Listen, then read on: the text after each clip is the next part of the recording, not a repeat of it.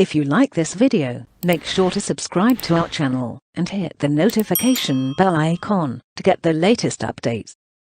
Buddy, today we're going to talk about DevOps principles, practices, and tools, and what it is to be a DevOps engineer in terms of what are the roles of a DevOps engineer and what are the skill sets that a DevOps engineer is expected to have. So before that, we can have a disclaimer.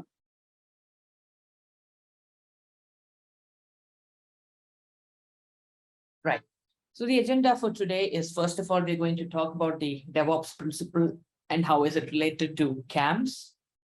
What are the practices that are associated with DevOps? Some of the common tools that we see in the DevOps world, and who or what does a DevOps engineer do? And of course, what is the expected skill set from a DevOps engineer? Right. So DevOps principles follows something called as the CAMS model, where CAMS is basically culture, automation, measure, and sharing. And what this means is that the DevOps principle that is being followed these days, this is the acronym that you really have to think about. So what is that? When we think of culture, DevOps is ideally a culture. It is a kind of a mindset that needs to be taken care of by all the teams that are part of a business organization. End of the day, the main idea with adopting DevOps is basically that all of you are able to share and collaborate with each other in attaining a common goal. The next aspect is automation. So just as we go with development and testing and configuration or deployment, whatever it is, automation is the key. Whatever is possible, automate as much as possible. By automating everything that is repetitive and time consuming, our developers and our specialists can actually focus on those things where your skills are really needed, on things that cannot be automated, on things that really need you to dig in deep. That is where you can spend your time if everything else is automated. The next aspect is being able to measure everything. When you are working with DevOps, one of the key aspects that is expected is that everything is measured.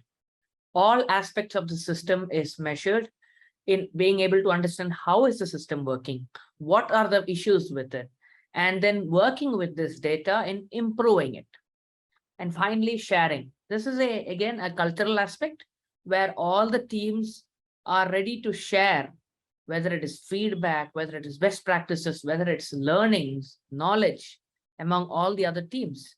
And this promotes transparency. It creates a collective intelligence, and a lot of constraints are removed. Teams can work with each other much more easier when this comes in. So when it comes to practices in DevOps, there are lots of strategies that are followed, but everything that commonly boils down is into the various aspects such as continuous development, continuous integration, continuous testing, and continuous delivery. And all this is a cycle with feedbacks, right? So when we think of continuous development, what is it?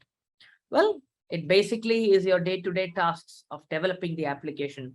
And how is that done? It's probably with backlogs. These backlogs are planned for a sprint, and then development happens on these backlogs to create your product. And of course, every day or probably once in 2 days, you would have your Scrum where updates are given. And from there, we go on to continuous integration. Now that the code is ready, it needs to be maintained somewhere. It has to be merged in a common repository. So you have a common code repository, and you have tools like CI servers, which are called as continuous integration servers, which take care of merging this. And you cannot simply merge it. These CI servers would run some code quality checks. There would be so many metrics that are used to identify the quality of the code. And only if that is met is it going to be merged. Along with that, there are many tests implemented as well. So there are many test scripts that would be written. These tests would be maintained as a test suite. And again, your CI server would run these tests against the new code, see if all the tests pass, whether it's unit tests or integration tests. Again, these test metrics are measured, and only if the tests are passed, then it would actually be merging it. Once that happens, it goes on for continuous delivery, right? Where now that the code is ready, it has to be delivered. Maybe this is happening as a release. Probably the end product of merging the code would be creating a release. And once this release is created, it is going to be deployed. And probably with deployment aspects, you would have to maintain infrastructure code. And it's not just about deployment. Once the deployment is done, you would again consider things like doing validation checks, acceptance to make sure that everything is running. You would continuously monitor the deployment to see if everything is fine. And of course, on the basis of all the feedbacks that are gained, you would take it up for improvement. One important aspect that needs to be noted here is that in every step on the way, there is a continuous feedback. Between all the phases, there is a continuous feedback. So improvement and feedbacks come from any direction, from any phase. That's basically the important aspect here. Now, how does all this happen, right? So there are certain core practices. The first one being agile planning. So when we say agile planning, it means that plans are done in an iterative approach in shorter cycles. Generally, you would talk of these as sprints, where you would have an agenda or certain set of goals that needs to be achieved. And these are realistic goals of what needs to be delivered in a given sprint. Once a sprint plan is in place, you get into development, which is basically going into your development cycle. And it's going to be a continuous development, because as and when things are in production, you don't stop for, things to happen, come into production. It has its own way of going, things going to production in phases. At the same time, parallelly, you keep developing new features and improving existing features. So this happens in parallel. Their development happens, it gets deployed. We don't wait for things to get deployed. We keep developing new things. And parallelly, as phases, things get deployed, right? So that's continuous development. Now, there's continuous testing. Whenever you do your development, whenever you try to merge a new code, before it has to be merged, it has to be tested. And this is not expected to be done manually. Again, you would have an automated infrastructure in place to run all the unit tests, all the integration tests, all the tests that are necessary before it's merged.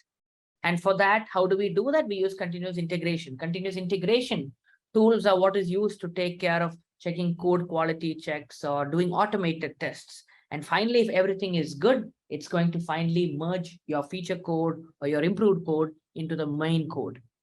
And once that is done, you would have CD in place, which is continuous delivery. And here what basically happens is the merged code is then released for consumption. Once the release is ready, it needs to be deployed. When we say deployed, it needs to be deployed onto the customer system or the production system, where it will actually be running for users. And again, once it is deployed, it doesn't mean that that's the end of it. Deployment means once it is done, again, you would do basic tests, sanity tests. You would make sure that everything is running properly. You would have acceptance tests. And once that is done, of course, you would have continuous monitoring. Monitoring is done to ensure that the application is up, everything is running fine. You would try to get all the aspects, all the kinds of data that you need to understand how the application is, be it logs, be it traces, be it metrics. All of this would be used to understand how the application works. And all of this would be taken as feedbacks in order for the development cycle to continue as improvements for the next cycle. And of course, when we talk about cloud native world, we cannot forget containerization, right? What does containerization bring onto the table? One aspect is efficient usage of the resources. Previously, you had virtual machines that could help you do this. But the problem with virtual machines is that virtual machines were comparatively chunkier. Each virtual machine had its own operating system. And these operating systems were in its own heavy. It would need its own resources in order to run. And additionally to that, you would have your own application. So that isn't really that efficient. Compared to that, containerization is much more lightweight. It doesn't have to run its own operating system because it relies on the underlying operating system. Your application runs with just the necessary library of the applications. Of course, one more advantage of having containers is that irrespective of the environment or irrespective of where the application runs, a container always ensures that the environment that it runs is uniform.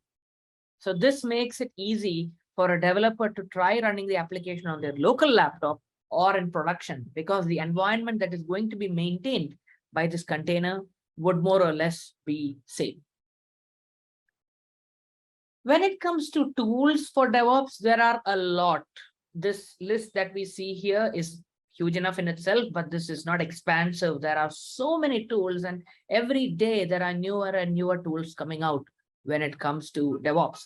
For example, if we want code management, we could look at Git or SVN. When we talk about planning, we have things like Jira or Confluence. When we talk about deployment, we could talk about things like Docker or for containerization, or AWS, where you would deploy it inside virtual machines. And then for operations, you would think of a platform maybe like Kubernetes, which can help you manage multiple containers. And maybe you would also use things like Chef or Ansible for configuration. In order to monitor your applications, there are so many tools out there, but some of the most common ones are Nagios or Splunk or Datadog. For example, Splunk is used for logging and Datadog is used for metrics.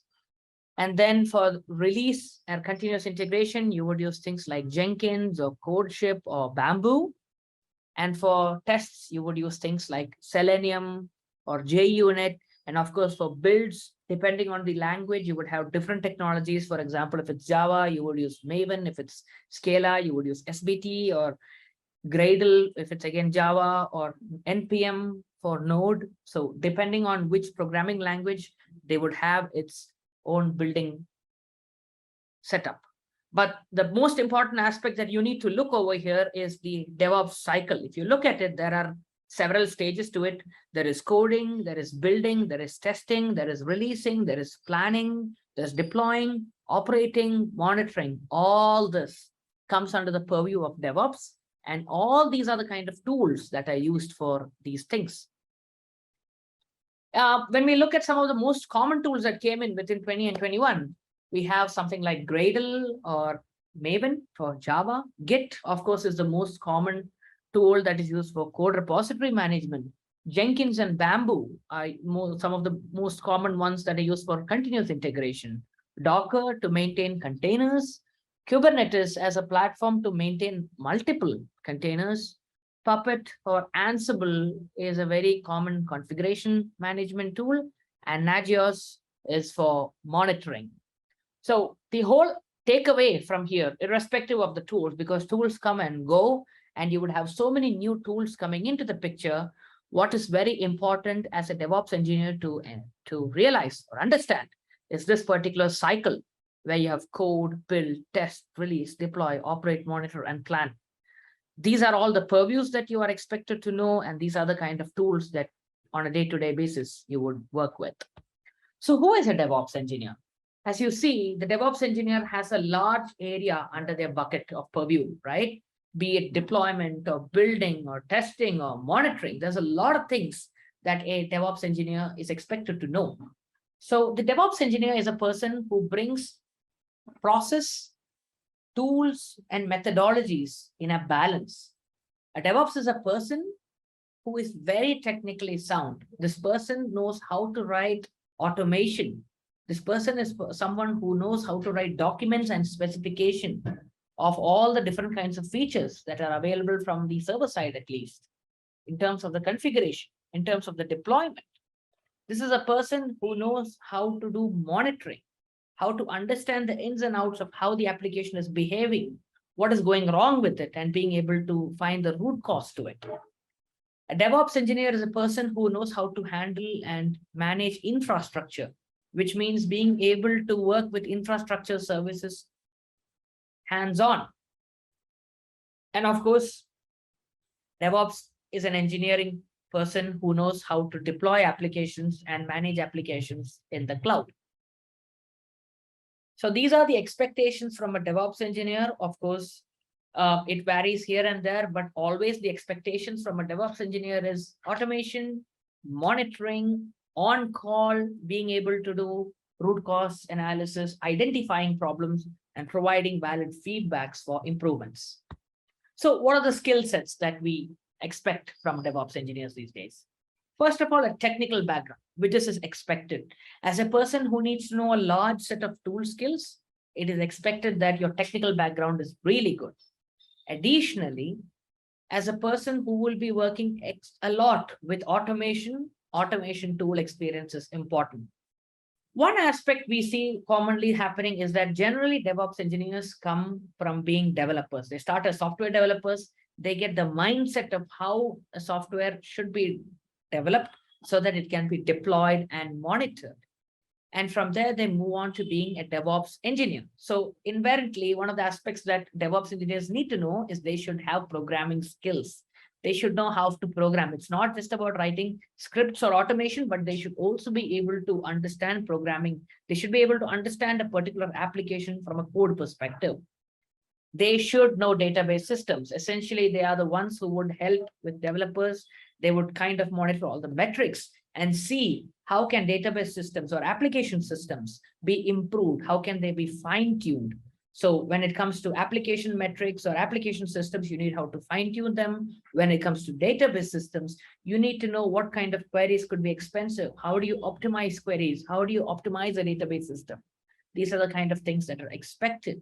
And finally, as a person who has to constantly share feedback and communicate and work with several teams, collaborate with several teams, interpersonal and communication skills are a must. All in all, DevOps is one of those very interesting works where you get to touch a lot of technological areas, as well as be able to provide direct impact in the business goals by working with developers, engineering, as well as with the customers. Hope you had a great session. Thank you.